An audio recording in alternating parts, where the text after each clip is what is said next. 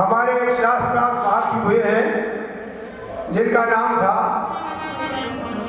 जो चांदनी चौक घंटा घर के ऊपर लगातार जब तक जिए तब तक भाषण दिया करते थे।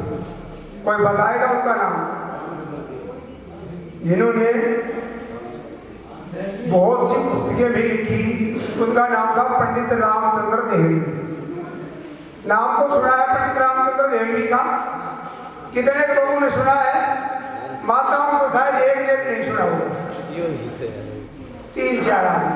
पंडित रामचंद्र देहली जिस मोहल्ले में रहा करते थे उसी मोहल्ले में एक ठाकुर जी का मंदिर था और उस ठाकुर जी के मंदिर की ठाकुर जी की एक रोज चोरी हो गई और पुजारी जी ने रिपोर्ट देहली जी के खिलाफ लिखवा दी। अब हमारे ठाकुर जी को उठवाने की जो जिम्मेदारी है या बातचीत है वो ये किया करते थे, इन्होंने उठवाया है। पुलिस आई तो देहली जी को पुलिस जानती थी, लेकिन रिपोर्ट लिखवाई गई थी तो कहा कि देहली जी आपके खिलाफ इन पुजारी जी ने रिपोर्ट लिखवाई है कि आपने ठाकुर जी को भगा दिया। तो देहली जी ने कहा दी ठाकुर जी का ये ताला बंद रखते हैं, मैं कैसे भगा सकता था? बोले क्यों पुजारी जी, आप तो ताला बंद रखते हैं? बोले नहीं जी, जिस दिन गलती से खुला छोड़ दिया था। तो देहली जी ने कहा क्या कभी आपने दिल्ली में उनको घुमाया था? कभी घूमने फिरने के लिए निकल गए हो और रास्ता भूल गए हो? अब पुजारी जी फिर चुप रह गए। तो देहली जी ने कहा साहब इन्होंने उनको घुमाया नहीं, तो मैं समझता हूँ गांव में कोई मूर्ति रखी जाती है तो पूरे गांव में चक्कर कटाते घूमते हैं ना, देखे होंगे आपको, बैंड बाजा बनता है और गीत गाती है, मूर्ति को आगे ले जा करके घूमती रहती। उसका कारण क्या है? अब गांव की मोहल्ले की गलियां दिखा दी जाए, अब कभी घूमने के लिए ठाकुर जी निकल जाए, रास्ता भूल जाए, तो ये रिवाज जो घुमाने की है तब से चले।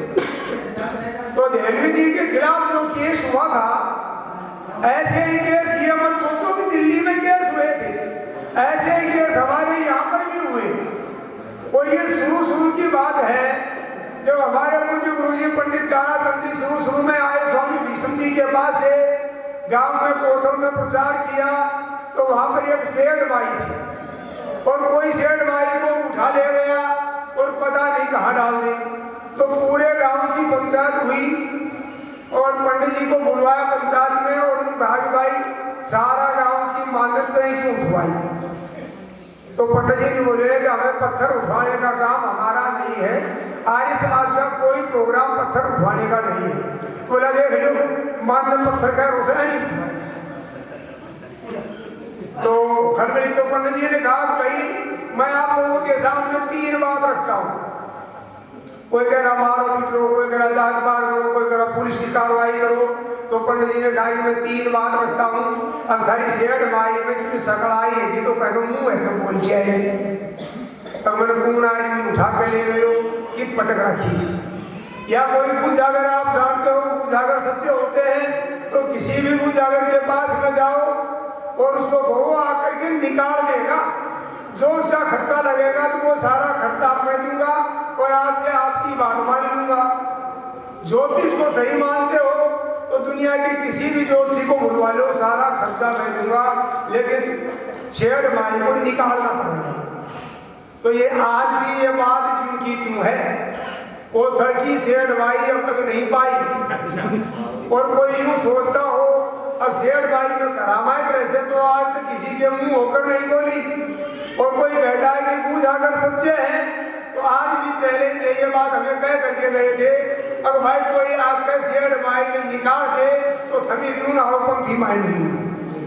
तो आज तक कोई शेड माई को कोई पूजा करके नहीं रह पाया है और कोई ज्योतिषी भी नहीं बता पाया। लेकिन पूरे गांव का वो केस वाला मामला तो टाई फिश हो गया, लेकिन ज्यादा दोष गांव वाले थोड़ी घृणा की नजर से देखने लगे। अब गांव की मान्य ठाकुर यो ही आगे से तारा चला। तो इतने में शेठ भाई का त्योहार आया। कौन सा त्योहार आता है शेठ भाई का? बाशोड़ा। तो बाशोड़ा का त्योहार आया तो गांव के जो आर्य लोग थे कुछ उनमें भी जोश आया। बोले पंडित जी आज तो गाँव वाला नाराज या खुश कर लो और शेठ भाई को एक गीत सुना। तो पंडित जी एक गीत सुनाए सेठ माई को, हालांकि अच्छी तरह याद तो नहीं रहता हमारे, लेकिन हम कई जगह पूछने लगे कि वो सेठ माई वाला गीत जरूर सुनाओ। तो हम कुछ थोड़ा बहुत याद करके ले आए हैं, तो लो सेठ माई की कथा सुनो।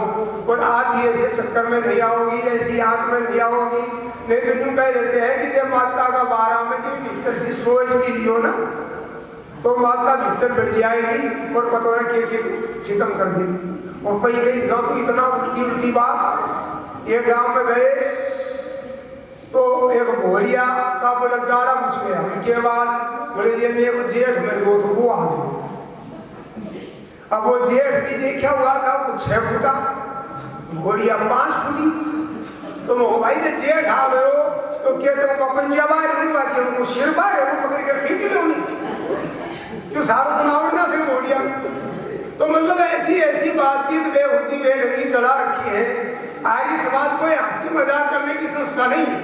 वो जो दिमाग में भ्रम बैठा हुआ है, डर का भ्रम बैठा हुआ है, उसको हटाने के लिए, उतारने के लिए हंसी मजाक मनोरंजन के माध्यम से आपके ज्ञान का वर्धन करता है, आपके ज्ञान को बढ़ाता है, ताकि आप डर के मारे कोई गलत काम नहीं कर बैठे। नहीं तो ज्यादातर माताएं बहने भोरिया का जाड़ा बुझ गया तो डॉक्टर के दिखाने की बजाय श्याना शेरडाओं को दिखाने के चक्कर में पड़ती है। और अपल्ला देवता काम ही ना करिए ना, अपना 33 करोड़ देवता कोई काम करे ना, दुकान का बस को ना भूत तो मुसलमान निकालो कि जावा तो नरक जाओ कि हाजी पीर का जाओ कि अपने नजदीकी और भी है कोई मेरा घर करता है ना है वहां पर भी है, मुसलमान के पास में जाओ जब तारीफ नहीं निकल।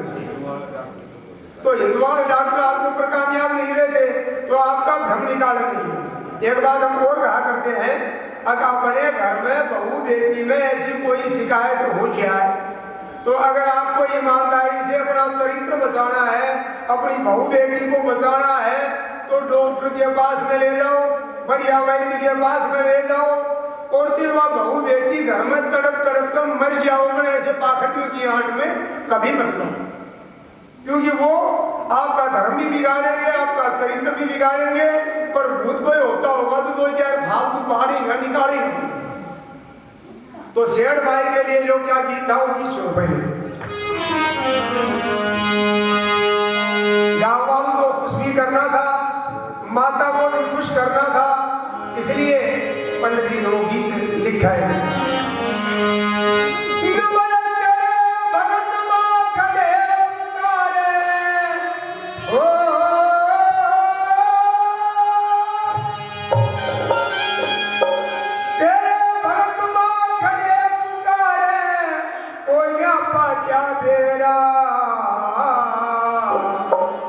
किस कारण से उठ गई अलग बना लिया तेरा, किस कारण से उठ गई तेरा कोना पाटिया मेरा।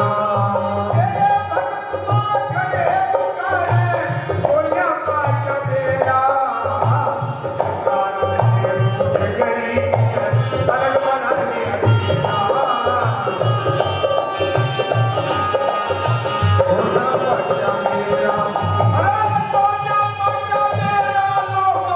कोना पाटिया मेरा। पुकारे कोना पाटा मेरा, हरी पुकारे कोना पाटा मेरा। हे माता तेरे बिना इस गांव की माता कौन करे रखवाली, सोना खोज पैर का पता चलाना चारों तरफ दिखा दे, चलाना पूछ लिया मानस मानस में सब जग देखी भारी,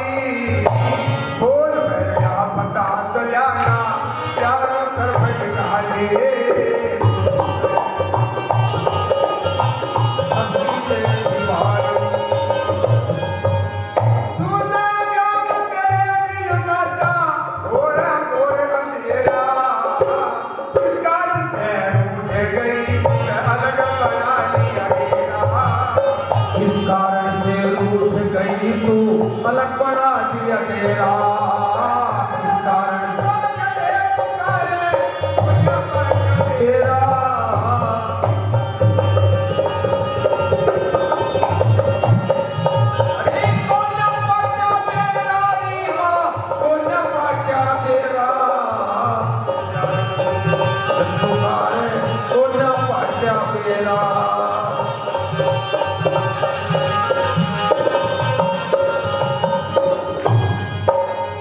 आपके पड़ोस में ही एक मंगल नाम का आदमी रहता था।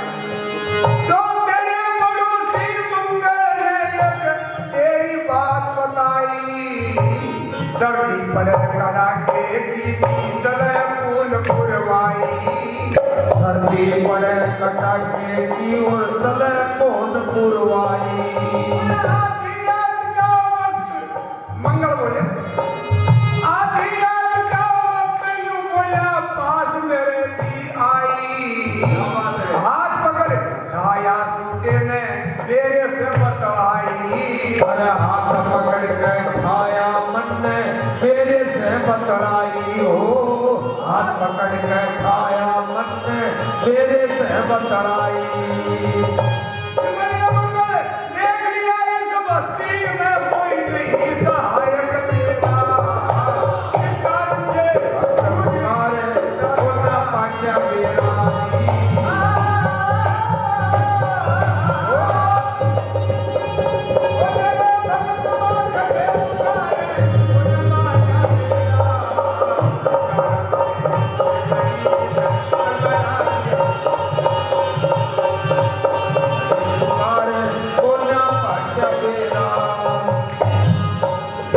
क्या बोली ये मंगल से? बोली रे मंगल, मेरा ख्याल किसी को भी न सब सो जा भीतर बढ़ गए। बार बड़ी मेरी फूटी चौधरी सोवे सांकड़ गड़ गए।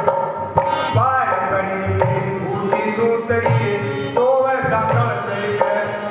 बिन मतलब का याद करे ना मर जाओ चाहे सड़ गए। बहुत घड़ी दुख वाली याद में चाली सुनी गए। अरे बहुत घनी दुख खाई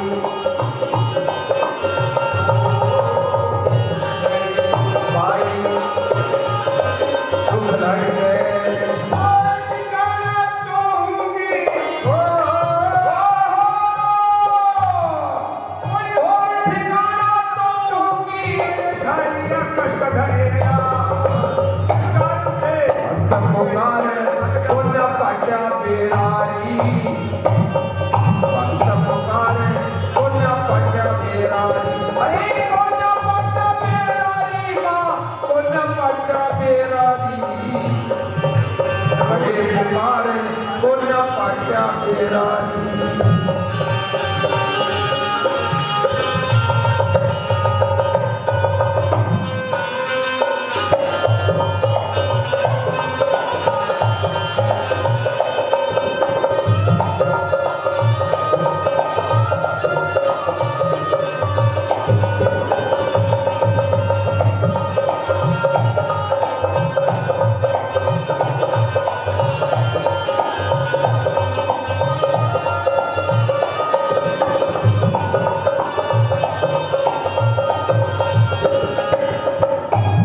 बोली रे मंगल, आधी रात का गेट ठंडी ठंडी हवा चल रही और मेरा दरवाजा खड़खड़ाया। बोली रे मंगल मंगल दरवाजा खोल।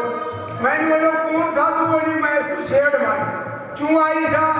बोल भाई जड़ाई मरती आई सी। बोल तक मैं सु आएगी समझ तेरो मेरो कोई मेरे को नहीं। अब भाई मैंने ना बतो भाई नुन्ने गई कि नुन्ने और लोगों को बहम हो गया। अब गड़बड़ ही नहीं जाता। इस गांव के अंदर एक मुकदम था जिसका नाम था अमरा मुकदम। वो शेड भाई का बड़ा भारी भगत था। तो उसको बेचैनी रहती ना रात को नींद आवे ना दिन में चक पड़े। शेड भाई की दुख भारी हो। तो तेरे बिना अमरा मुकदम ने बता दे कैसे सरेगा। जब तक तू ना आवेगी बस ढूंढता नहीं गिरेगा। जब तक तू ना पावेगी मेरा कौन भरेगा। जब तक को ना पावेगी मेरा पेट नहीं भरेगा। अरे बढ़िया जोड़ में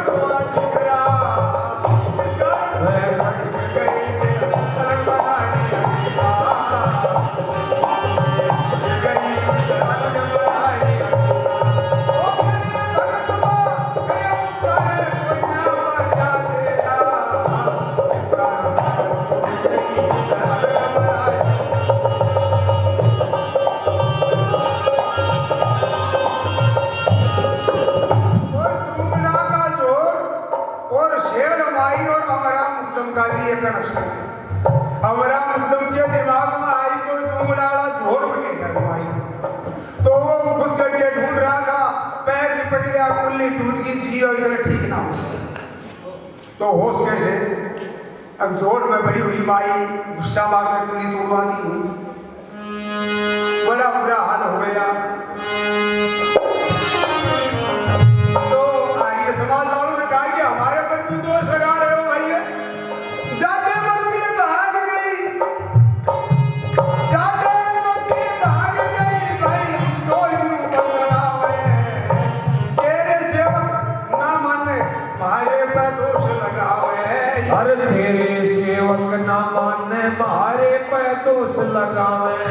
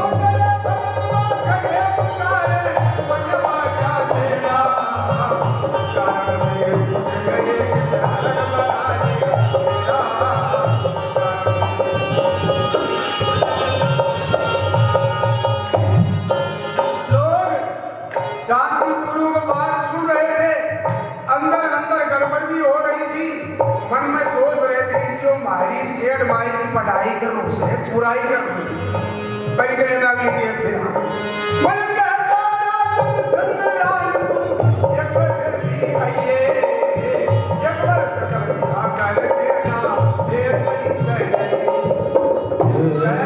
कहता रात छंद रान तू एक बार फिर भी, और जब रान गयो तो पूरा गांव फिर खड़े हो हुल्लड़ नाच के बाद बोलो शेर भाई ने रान गए, तो पंडित जी ने बोला भाई स्वागण भागण थी तो पति को नाम बताइए,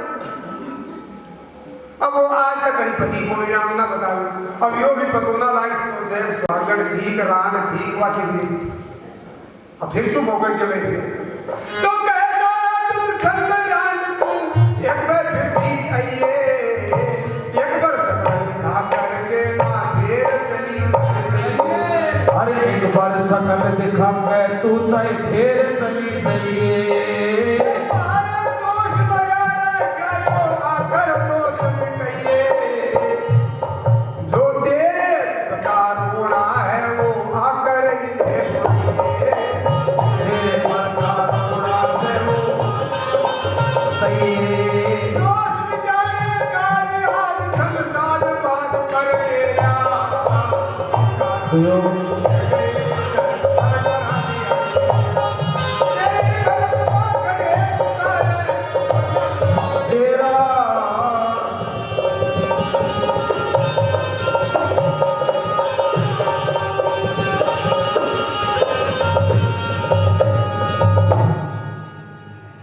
अब ये था शेर भाई, अभी कोई ढूंढ करके लाते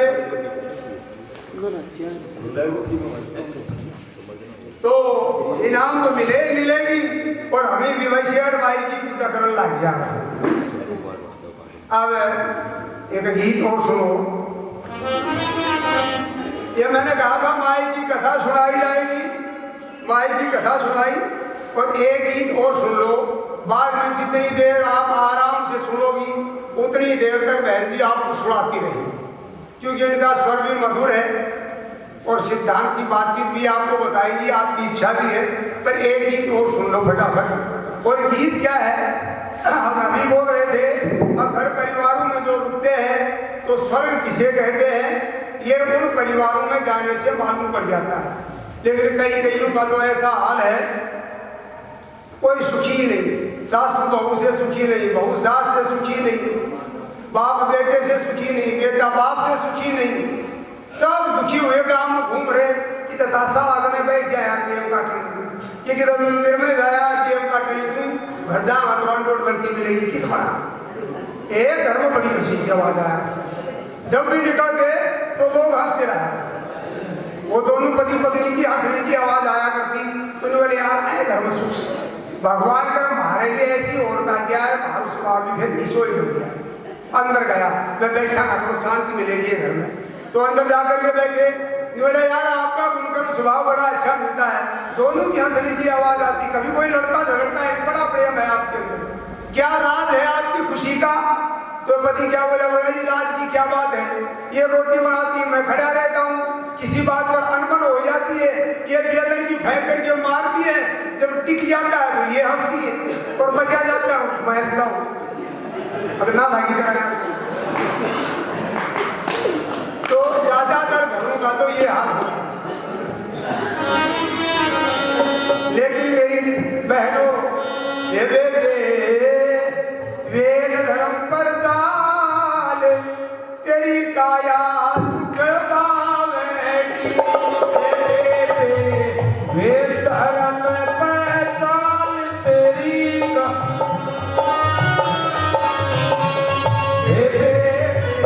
वेद धर्म पर चाल, तेरी काया सुख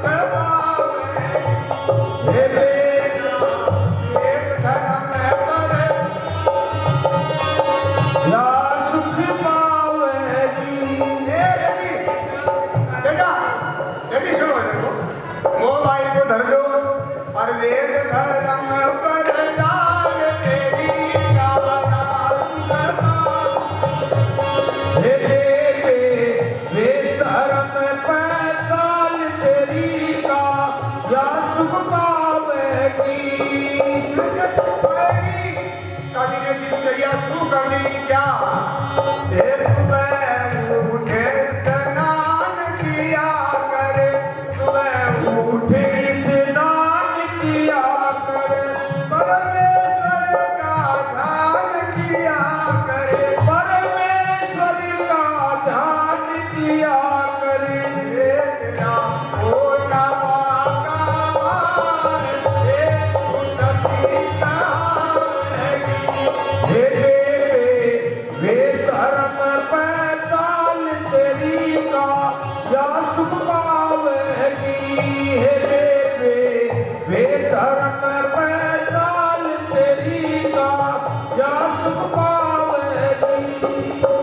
सुबह जल्दी उठ जाना, स्नान आदि करना, ईश्वर का नाम लेना। अब ईश्वर का नाम किसका नाम लेंगी, ये बड़ी बात सोचने की। रामायण के अंदर साफ आया है, अगर ईश्वर कैसा है, भगवान कैसा है, बिन पग चले सुने बिन काना, कर बिन कर्म करे विधि नाना। उसका उस ईश्वर के पैर भी नहीं है, हाथ भी नहीं है, शरीर भी नहीं है। कैसा है वो, आरती गाती हो ना आरती, उसके अंदर एक शब्द आता है कि तुम हो एक अगोचर। भगवान कैसा है, अगोचर। और अगोचर किसे कहते हैं, जो आंखों से दिखाई ना दे, उसका नाम होता है अगोचर। अगर भगवान तुम आंखों से दिखाई नहीं देते हो तो वो कौन सा भगवान है जिसको हम सब कहते हैं अगर ओम नाम सबसे बड़ा, इससे बड़ा न कोई। ओम का स्मरण करो, तो ओम का स्मरण किया करो, याद हो तो गायत्री का भी पाठ किया करो, और थोड़ा सा और भी याद हो तो संध्या के मंत्र भी याद करो। और महर्षि क्या लिखते हैं दयानंद, इतनी बुद्धि तो मानते ही अपने लोगों के अंदर, अगर हवन आदि करते हो, संध्या आदि करते हो, तो उसमें ब्राह्मण की जरूरत नहीं पड़ती। जितना हवन रोजाना का हवन है उतना तो हमें याद होना ही चाहिए। और फिर भी स्वामी जी क्या लिखते हैं, कोई महामूर्ख यजमान ऐसा हो कि इतना भी याद ना हो, तो वो पुरोहित उनसे बुलवा बुलवा कर ही हवन करे। तो आप महामूर्खों की श्रेणी में तो आ नहीं सकते। इतने मंत्र तो याद कर ही लिया करो। और नहीं है तो 8 बजे का नाम ले रहे थे सतीश जी, तो आप 8 बजे बच्चे को लेकर खुद भी आ जाओ, साथ साथ संध्या करो, हवन करो। देखिए थोड़े दिन के अंदर ही ये सारे मंत्र आपको भी याद हो जाएंगे ईश्वर के। और मंत्र क्या है, कई बार आपने देखा होगा मोबाइल या लैपटॉप आपका हैक हो गया, मतलब कोई काम ही नहीं कर रहा, तो क्या करते हैं अपन लोग, थोड़ी देर बंद कर दिया, और बंद कर देंगे, थोड़ी देर बाद निकाला तो बिल्कुल ठीक हो गया। फिर भी ठीक नहीं हुआ तो कंपनी वालों के पास फोन करते हैं कि मोबाइल काम नहीं कर रहा है, तो वो कहेंगे इतना नंबर दबाओ, उतना नंबर दबाओ, और फिर उसके अंदर एक कोड वर्ड वो खुद डालते हैं और आपका मोबाइल काम करने लगता है। जब आपका दिमाग काम ना करे, जब आपको गुस्सा आ रहा हो, करने की मन में आ रही हो, काम धंधा कम चल रहा हो, तो थोड़ी देर शांत बैठ करके ओम का उच्चारण करो, बुद्धि ठीक से काम करने लगेगी और उस बुरे वक्त में भी कोई ना कोई अच्छी उपाय निकलेगा। तो इससे आपको ये फायदा होगा। तो मैं कहा राधा अगवेद धर्म कर चाल तेरी काया सुख पावेगी, हे बेबे वे धर्म पहचान, तेरी काया सुख पावेगी। अरे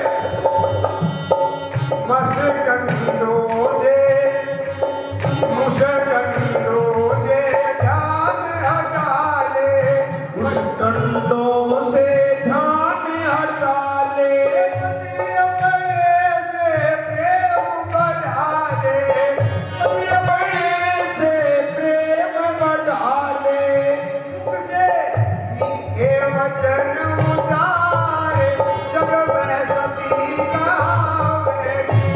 हे बेबे हे धर्म पहचान, तेरी काया सुख पावेगी।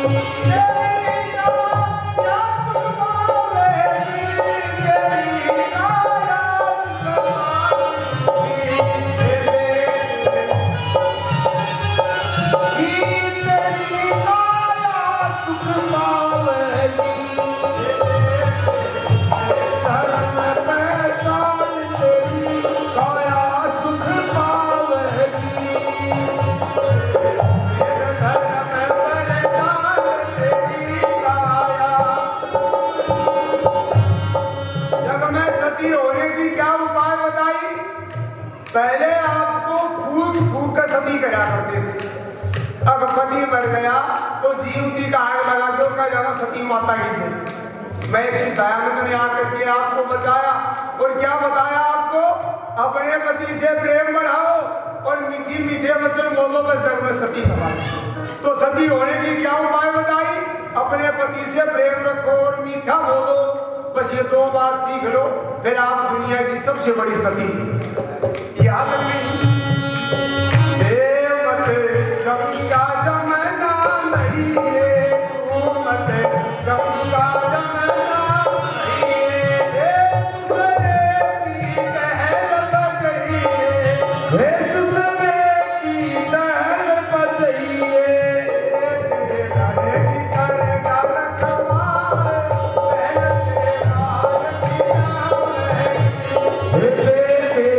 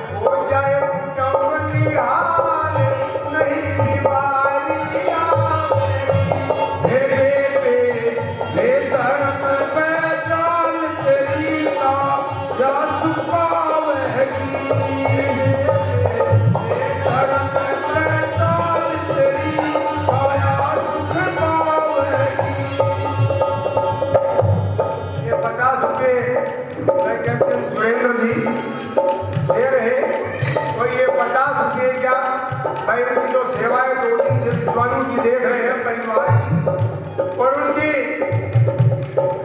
जो देवियां हैं उनका भी आपस का प्रेम, नहीं तो देवरानी और जिठानी का प्रेम बिल्कुल नहीं रहता है, लेकिन उनका बच्चों का प्रेम देख कर ये नहीं लगता अब ये खून शेवाली है या खून शेवाली है या बच्चे किसके हैं। बड़ा भारी प्रेम, एक किसी को बोल दिया तो सारे उठकर दौड़ते हैं, और इसी का नाम होता है वे धर्म के ऊपर चलने की बातें। आप भी वे धर्म के ऊपर चलने की बात सीखें। अगले जलसे में देखते हैं अब इनके अलावा और कौन से घर खुलवाते हैं, विद्वानों को वहां रखा जाता है। अपने घर की रसोई अपने हाथ से बनाकर अपने बच्चों को खिलाओ, और बार त्योहार को मिठाई तो बिल्कुल बताने दो। मिठाई किनके लेकर आया करते थे पहले, या तो कोई रंडवा हो, गोरतना हो, या घर में कोई बावली फूड आ जाए बनाना ना आवे वो, ऐसे जो घर होते थे वहां पर मिठाई को लेकर आया करते थे। पर हम तो एक स्टेटस सिंबल बना दिया, आपस में बात कर रही, दिवाली में घर कितनी मिठाई आई थी, महाराज घर 5 किलो लेकर आए थे। दूसरी कही मेरा महाराज 8-7 किला लेकर आए थे, मेरी गलती है ये, अब मैं तुमने पहले बता दी, मैं भी 10 किला बता दी। और वो लाल पीली काली मिठाई मेरा जहर, आप अपने बच्चों को, अपने पति को, अपने कमाने वालों को जहर खिला रही है, और यूं समझो उन घरों में फूल है या कोई रंडवा ज्यादा रोटी खाता हूँ, ज्यादा खाता हूँ, नहीं तो अपने हाथ की रसोई बना करके देती है। और रसोई घर की जो पाकशाला में अभिमंत्रित जो अनाज होता है, उस अनाज का भोजन खाने से बड़े बड़े लोगों की दारू छूट जाती है, बुरे कर्म छूट जाते हैं। जहाँ घर में बहुएं अपने हाथ से रसोई बना करके देती है, और जो किचन में जाती है, जहाँ किच किच की आवाज आती है, जहाँ बाहर की लाई हुई चीजें परोसी जाती है, वहाँ बुद्धि खराब हो जाती है। और ये चीज तो आपने देखा होगा, स्वामी जी बता रहे थे, सारे बता रहे थे, आपको क्या बता रहे थे, जन्मदिन मनाने की बात। अच्छा जन्मदिन मना रही हो, केक काट रहे हो, मुंह में दे रहे हो, ये सब बात थी तो उन्होंने बता दी, पर एक नई बात और सुनो। अब एक नई बात और चल गई। अच्छा ये बताओ, केक काट कर मुंह में तो दे देते हैं, पर मुंह में लीप रूप बताए भाग कर आऊंगी, 100 पढ़ा लिखा बार कहा हुई, और केक ने लेकर खान की बजाय में लीप बता गया। और बहुत सी जगह तो ऐसा देखा, अगर लीप करके फिर चाय पानी लाके, अभी ये पढ़े लिखों की बात है कि अनपढ़ लोगों की बात है। अपने घर के अंदर दीपक जलाओ, अपने बच्चों को अच्छे अच्छे संस्कार दो, धो खिलाओ, उसके बराबर के वजन का अनाज गौ माता को खिलाओ, कुछ दान पुण्य करो, ये तो बड़ा तरीका है। लेकिन थूकना, फूकना, फिर चाटना, ये कुछ पढ़े लिखे की रिवाज है, पर रिवाज चल रही से और देखम देखे। अच्छा पहले अपने विवाह भी होते थे तो पत्तल होती थी, दोने होते थे, खाने के बाद में डाल दिए और आग लगाई जाती तो हवन जैसी एक सुगंध आया करती थी। पत्तल को आग लगाते थे, दोने को फूकते थे इकट्ठा करके तो हवन के जैसी सुगंध आया करती थी। और आजकल ये जितने थर्माकोल की चीज बनी आती है और 10-15 दिन तक आग लगाई जाती है तो पूरा गांव को जीणो हराम हो जाए, लगभग सब मदद हो जाए। और अपनी रसोई में चौका लगा करके, मेरी माताएं बहनें बैठी होंगी, आप ध्यान कर लेना, बड़ी बड़ी जो बूढ़ी औरतें हैं किसी के मुंह पर छाया नहीं और कोई क्रीम नहीं लगाया करती, अपनी रोटी, अपनी रसोई, अपनी खुरचन, अपनी मलाई, यही थी उनकी सबसे बड़ी दवाई। और आज बहुना 10 दिन छाया है, आइए साइड मार गई बड़ी बड़ी तगड़ी तगड़ी 500-500 1000 की क्रीम ले आई जा रही, अपनी कड़ा तेल की बनाया करती थी काजल, आजकल 900 की, 2000 की, 2500 की तो काजल की डिब्बी आ रही। छोरा लगा लो कलेक्टर, कितना लाओगे, अच्छी लाओगे, पैसे एक लेगा तो नहीं 50,000 का, और पहनने के बाद में अगर ना पैरे गाड़ी खड़ी कर दो तो शायद की ढकी भी रह जाए, और वो पैर आकर खड़ी कर दी तो सारी नंग धार। और अजय बहुत महीने आई इसका तो बात आनी सी, और वह एक बार पैरन का बाद में अगलो गया आए तो अजी कपड़ा तो कोई आज जिन्हें कपड़ा ला के दो, 5 लाख के ला के दिया था, वो तो मैं एक बार पहन लिया। एक बार 50-50 हजार की साड़ी पहन ली तो फिर छोरा ने क्या लगा होगा तो, ताकि उनकी कमाई का काम पूरा हो गया। कलेक्टर आ गया उसे कपड़ा का पैसा ना कमाया। और ये जो वैदिक रास्ते पर चली। अच्छा एक बात और देखो, लगभग सारियां कावर्जी हो रही। क्यों?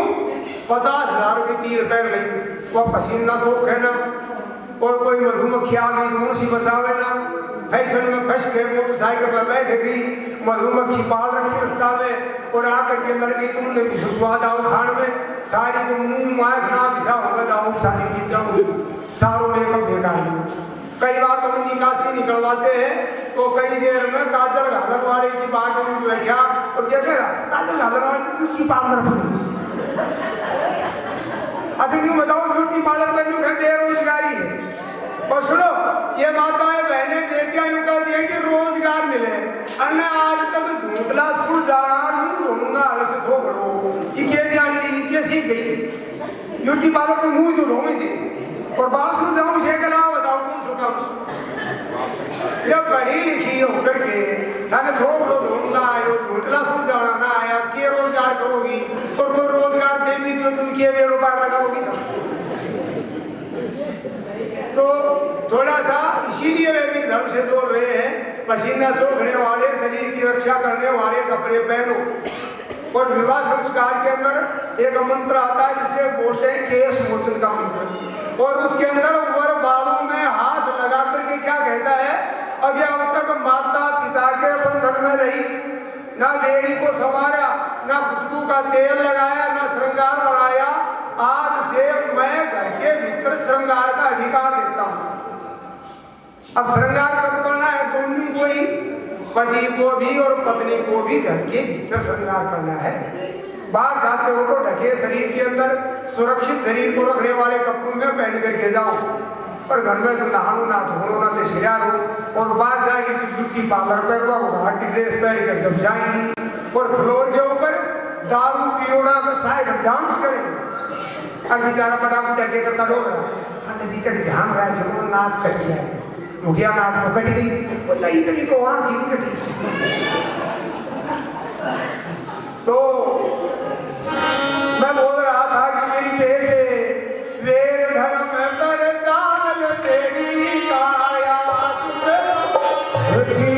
है बेटे, वेद धर्म पर चाल तेरी काया, दुख पावे सुख पाओगे। सब सुन लो माता बहना, हे सब सुन लो माता बहना, माधुरी जानन का बहना, हे माधुरी जानन का कहना, हे हरे सिर पे करे जयकार, जो काल थारा सिर पे कर रहे हो से समझ लो, मैं तो समझ लो मैं, ये थारे सिर पे करे जयकार, नहीं पाछे पछतावे, हे वेद धर्म पर चाल तेरी,